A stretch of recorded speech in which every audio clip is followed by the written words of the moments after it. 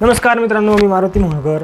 मित्रांनो, राज्य शासनाच्या माध्यमातून महिला सक्षमीकरणासाठी विविध प्रकारच्या योजना या राबवल्या जातात आणि त्यातीलच एक अतिशय महत्त्वाची योजना म्हणजे लेक लाडकी ही योजना।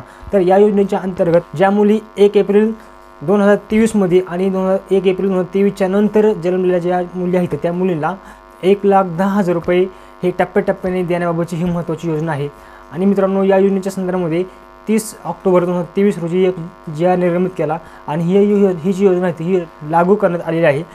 मित्रांनो, या योजनेसाठी भरपूर साऱ्या लाभार्थ्यांनी या ठिकाणी या योजनेचा लाभ घ्यावा अशा प्रकारचं आवाहन देखील करण्यात आलेलं आहे। तर या योजनेमध्ये नक्की डॉक्युमेंट कोणते लागणार आहेत, अटी कोणत्या आहेत, शर्ती कोणत्या आहेत, हा अर्ज कुठे करायचा, कशा पद्धतीने करायचा, तर याची सविस्तर अशी माहिती आज आपण या व्हिडिओच्या माध्यमातून पाहणार आहोत। मित्रांनो, तुम्ही जर का चॅनलवरती नवीन असाल, चॅनलला सबस्क्राईब करून बेल आयकॉन बटन दाबा विसरू नका, जेणेकरून आपल्याला अशाच प्रत्येक नवीन व्हिडिओची नोटिफिकेशन ही आपल्यापर्यंत येत राहील। चला तर व्हिडिओला सुरुवात करूया।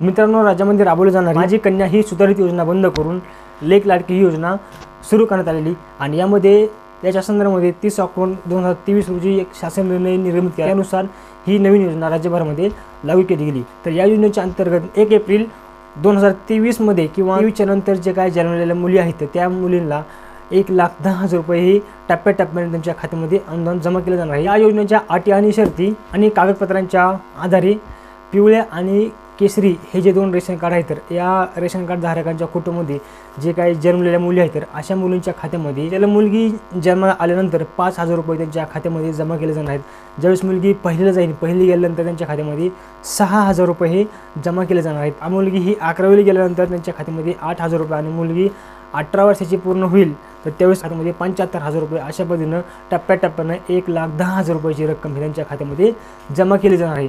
तर आता या योजनेसाठी अटी आणि शर्ती कोणत्या आहेत ते आपण या ठिकाणी पाहूया। तर मित्रांनो, आपण या ठिकाणी पाहू शकतो की 30 ऑक्टोबरचा जो काय GR आहे तर तो GR या ठिकाणी दाखवला जात आहे, आपण पाहतोय। आणि या GR मध्ये जे काही अटी आहेत त्या अटी आपण या ठिकाणी थोडक्यात पाहूया।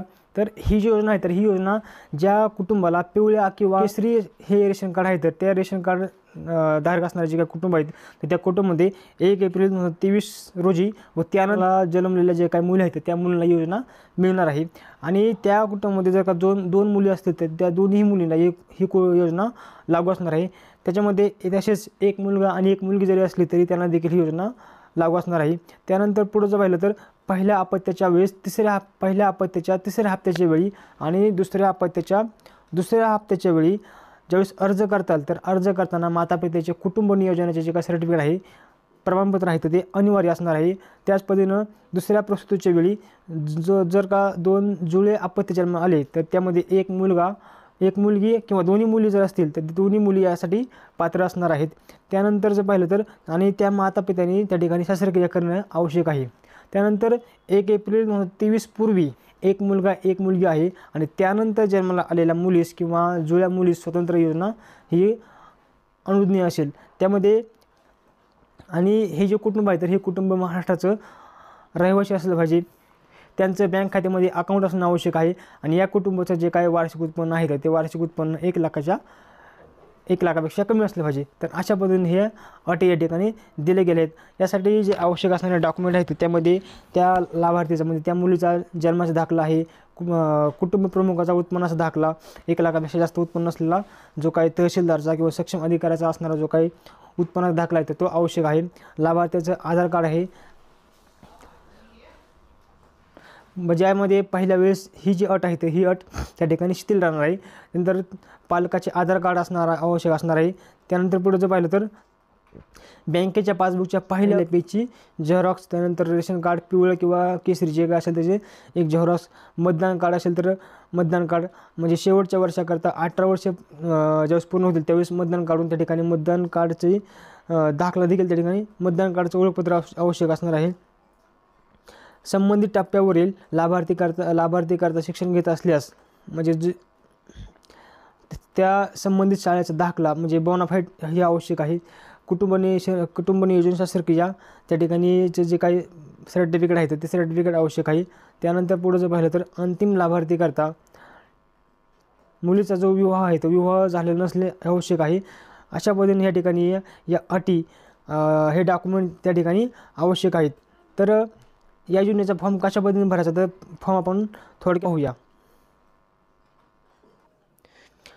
आता मित्रांनो, तुम्हाला जर का हा फॉर्म हवा असेल तर ती या फॉर्मची जे काही लिंक आहे तर ते लिंक तुम्हाला या व्हिडिओच्या डिस्क्रिप्शन बॉक्समध्ये मी तुम्हाला ते देत आहे. तर तुम्ही तिथून तो डाउनलोड करून हा फॉर्म आपल्या अंगणवाडी सेविकाकडे तुम्ही भरून जमा करू शकता. तर या ठिकाणी हा फॉर्म आहे. तर याच्यामध्ये जे काय आपल्याला माहिती आहे ते माहिती भरायची आहे. त्यामध्ये अनिवार्य माहिती कोणती आहे तर वैयक्तिक माहिती. यामध्ये लाभार्थ्याचं नाव असेल, म्हणजे ज्या मुलीचं नाव असेल त्या मुलीचं नाव, लाभार्थ्याचं नाव, आधार क्रमांक, लाभार्थ्याचे पालकाचे नाव, त्या मुलीच्या आईवडिलांचं नाव त्या ठिकाणी टाकायचं आहे, आधार क्रमांक टाकायचा आहे, भ्रमणध्वनी, मोबाईल नंबर टाकायचा आहे, त्यानंतर ईमेल आय डी देखील या ठिकाणी टाकायचा आहे, आधार कार्ड प्रत हे आपल्याला सोबत जोडावे लागणार आहे. त्यानंतर सध्याचा जो काही निवासी पत्ता आहे तर तो पत्ता देखील या ठिकाणी टाकायचा आहे. त्यामध्ये इमारत, घर असेल, घराचा क्रमांक असेल, परिसर कोणता आहे, ते पोस्ट ऑफिस कोणतं आहे शेजारी, रस्ता कोणता आहे, गावाचे नाव कोणतं आहे, पोस्ट ऑफिस, तालुका, जिल्हा, पिनकोड, या गोष्टी सर्व या ठिकाणी टाकून घ्यायच्या आहेत. त्यानंतर तुमचा मोबाईल नंबर द्यायचा आहे. या योजनेच्या लाभासाठी फॉर्म भरतेवेळी असलेल्या जिवंत अपत्यांची नावे, म्हणजे या योजनेचा फॉर्म भरताना किती अपत्य आहे ते देखील या ठिकाणी द्यायचे आहेत. संख्या लिहायची आहे. एक असेल तर 1 किंवा 2. अर्ज करतेवेळी पहिल्या अपत्यासाठी, दुसऱ्या अपत्यासाठी आणि जुळ्या अपत्यासाठी या ठिकाणी कोणत्या अपत्यासाठी अर्ज करत आहोत, पहिल्या अपत्यासाठी करतो की दुसऱ्या की तिसऱ्या, जिथं आपण करणार आहोत त्या ठिकाणी आपल्याला टिक मार्क करायचे आहे. त्यानंतर बँकेच्या संदर्भातील पासबुकचा जो काय तुमचा जो खाते क्रमांक आहे तो खाते क्रमांक टाकायचा आहे, IFSC कोड, बँकेचं नाव, त्यानंतर आधार खात्याशी आधार कार्ड संलग्न आहे का नाही तर हे तुम्हाला त्या ठिकाणी त्याचा उल्लेख करायचा आहे. त्या ठिकाणी तुमचं आधार कार्ड हे तुमच्या बँक खात्याशी संलग्न असणे आवश्यक आहे. त्यानंतर 7वा मुद्दा दिला गेला आहे की लेक लाडकी या योजनेच्या कोणत्या टप्प्याच्या लाभासाठी अर्ज करतात, म्हणजे तुम्ही या योजनेमध्ये कोणत्या टप्प्यासाठी अर्ज करतात, पहिला आहे, दुसरा आहे की तिसरा आहे, जो काही असेल तो हप्ता त्या ठिकाणी तुम्हाला टिक मार्क करायचा आहे. आणि याच्यामध्ये खाली एक सेल्फ डिक्लेरेशन या ठिकाणी दिलं आहे की मी याद्वारे प्रमाण करतो किंवा करते की वडीलप्रमाणे जे काही सर्व माहिती आहे सर्व माहिती सत्य आणि अचूक आहे. यामध्ये जर का खोटी माहिती आढळून आली तर त्यासाठी मी सर्वस्व जबाबदार राहील. या ठिकाणी दिनांक, ठिकाण आणि पालकाची, लाभार्थ्याची स्वाक्षरी, डाव्या हाताचा जो काही अंगठा आहे त्या अंगठा या ठिकाणी द्यायचा आहे.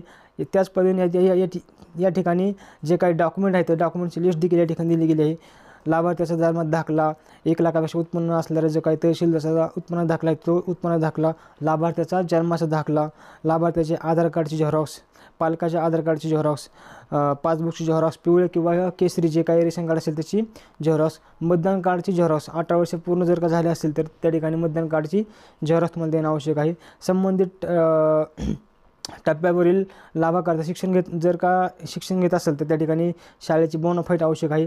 कुटुंब नियोजन केल्याचं जे काही शासकीय प्रमाणपत्र आहे ते देखील त्या ठिकाणी देणं आवश्यक आहे. याच्यामध्ये पहिल्या अपत्यासाठी, तिसऱ्या हप्त्यासाठी व दुसऱ्या हप्त्यासाठी या ठिकाणी हे अर्ज करत असल्यास त्या ठिकाणी कुटुंब नियोजनाचं प्रमाणपत्र देणे आवश्यक आहे. आणि अंतिम लाभाकर्ता अविवाहित असल्याचं स्वयंघोषणापत्र आणि त्या ठिकाणी लाभार्थ्याचं देणं आवश्यक आहे. तर अशा पद्धतीने मित्रांनो तुम्ही हा फॉर्म त्या ठिकाणी अंगणवाडी सेविकाकडे जमा करायचा आहे. या ठिकाणी अतिशय महत्त्वाची ही माहिती आपल्याला फायद्याची ठरेल अशा प्रकारची आशा बाळगतो. आणि हा व्हिडिओ आपल्या भरपूर साऱ्या लाभार्थ्यांपर्यंत, आपल्या मित्रांपर्यंत पोहोचा, जेणेकरून त्यांना देखील या योजनेचा लाभ हा मिळणार आहे.